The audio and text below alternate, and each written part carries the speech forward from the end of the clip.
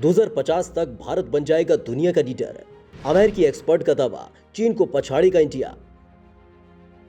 भारत को बांग्लादेश ने प्रति व्यक्ति आय के मामले में पीछे छोड़ दिया है। जहां बांग्लादेश की प्रति व्यक्ति आय 2020-21 में $2227 रही, तो वहीं भारत में ये $1947 दर्ज की गई, जो बांग्लादेश से $280 कम थी। जिन लोगों को ऐसा लगता है कि भारत इकोनॉमी की मोर्चे पर पूरी तरह पिछड़ रहा है, और तो और जो लोग ये सोचते हैं कि आबादी के लिहाज से यूपी के बराबर के देश बांग्लादेश ने भारत को पर कैपिटा इनकम के पैमाने पर पछाड़ दिया है, वो लोग सब्र रखें कि भारत के परिप्रेक्ष्य में इससे अच्छी खबर अभी बाकी है, क्योंकि ये गुड न्यूज़ है भारत के आर्थिक महाशक्ति के तौर पर स्थापित होने को लेकर।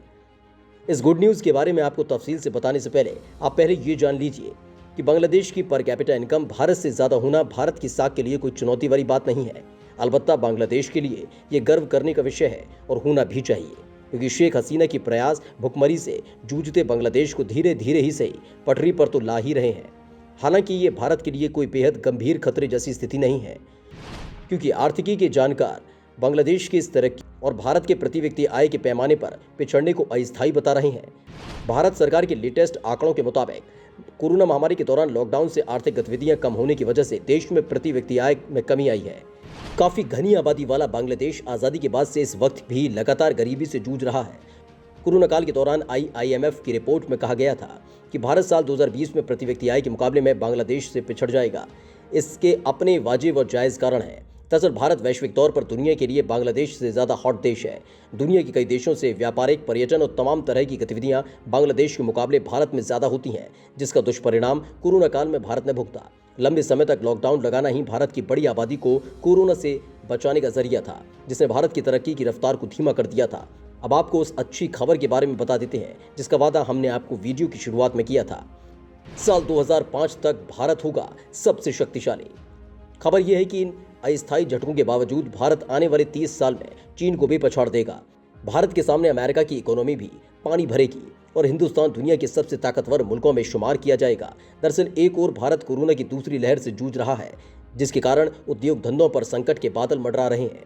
सरकार चीनी वायरस के खिलाफ युद्ध में उलझी हुई है। 130 करोड़ हिंदुस्तानियों की जान बचाने के लिए देश में दुनिया का सबसे बड़ा वैक्सीनेशन अभियान जोरों पर है। भारत सरकार के इन प्रयासों की तारीफ वैश्विक मंचों पर खुले दिल से की जा रही है, क्योंकि कोविड-19 मामलों में रिकॉर्ड बढ़ोतरी के कारण हुए नुकसान के बावजूद भारत दुनिया में सबसे तेजी से बढ़ती हुई शक्ति बना हुआ है। साथ ही भारत के पास कई मूलभूत ताकतें हैं जो उसे दुनिया के सबसे शक्तिशाली देशों में से एक बनाएंगी। ये दावे सऊदी डेली की एक रिपोर्ट में किए गए हैं। हालांकि खुद भारत में ही कोरोना से जंग के तौर पर तरीकों को लेकर मोदी सरकार पर विपक्ष लगातार हमलावर बना हुआ है, लेकिन इस सियासत से इतर वैश्विक समुदाय भारत के संघर्ष को सलाम कर रहा है। भारत की महामारी से निपटने के तौर तरीकों की आलोचना करने वालों को डॉन जॉन सी हल्समैन ने आड़े हाथों लिया। डॉक्टर हल्समैन अमेरिकी विदेश नीति के ऐसे जानकार एक्सपर्ट्स हैं जिनका लोहा दुनिया मानती है। डॉक्टर हल्समैन भविष्य में भारत के दबदबे को खुली आंखों से देखते हैं। वो कहते हैं कि भारत की राजनीतिक शक्ति संरचना स्थिर है। मोदी और बीजेपी दोनों राजनीतिक रूप से इस तरह सुरक्षित हैं कि दूसरे विकासशील देश सिर्फ ईर्ष्या कर सकते हैं। इसमें कोई दो राय नहीं कि भारत साल 2050 तक दुनिया की सबसे बड़ी शक्तियों में से एक होगा। दोस्तों, ये भी एक विडंबना है कि हमारे देश की उपलब्धियों को स्वीकार करने में कुछ लोग पश्चिम की मोहर का इंतजार करते हैं। विदेशी मीडिया, विदेशी एक्सपर्ट्स या पश्चिम का कोई मुल्क जब तक देश के काम की तारीफ नहीं करता तब तक उसे देश में सराहा ही नहीं जाता। मोदी सरकार के साथ भी ऐसा ही हो रहा है, लेकिन इससे अच्छी बात यह है कि पीएम की नीतियों का डंका पूरी दुनिया में बज रहा है। इसे नकारने वाले खुद वैश्विक मंचों पर तो छोड़िए, अपने घर में भी खारिज किए जा चुके हैं। डॉक्टर हल्समैन कहते हैं कि भारत की स्थिर राजनीतिक शक्ति उसे 2050 में सुपर पावर्स में से एक बनाएगी। दरअसल कोरोना वायरस के मामलों में तेजी से बढ़ोतरी के चलते भारत के स्वास्थ्य ढांचे पर दबाव पड़ा। बाद में पश्चिम मीडिया के खास वर्ग ने भारत की आलोचना की। ये मीडिया का वही वर्ग है जो भारत की तरक्की से जलता है। हल्समैन ने तर्क दिया कि सभी भारत में मौजूद दुखद समस्याओं की ओर देख रहे हैं, लेकिन किसी का ध्यान अंदर ही अंदर होते स्थायी परिवर्तनों पर नहीं गया जो भारत को सबसे तेजी से बढ़ती हुई शक्ति बना रहे हैं। आपको बता दें कि कोरोना की दूसरी लहर के दौरान देश में कई जगह लोगों को स्वास्थ्य सुविधाओं की किल्लतों का सामना करना पड़ा था, जिसके चलते केंद्र सरकार की अंतर्राष्ट्रीय स्तर पर कई बार आलोचनाएं भी हुई। लेकिन अमेरिकी एक्सपर्ट्स बीजेपी और मोदी की बेहद मजबूत छवि और संरचना को लेकर काफी आश्वस्त हैं। आंकड़े बताते हैं कि साल 2050 आते आते भारत ग्लोबल जीडीपी का 15% हो चुका होगा। भारत के मजबूत आर्थिक आंकड़ों की ओर इशारा करते हुए हल्समान कहते हैं कि आर्थिक आंकड़े झूठ नहीं बोलते। 2050 तक ये अनुमान है कि भारत वैश्विक जीडीपी का 15% हिस्सा होगा।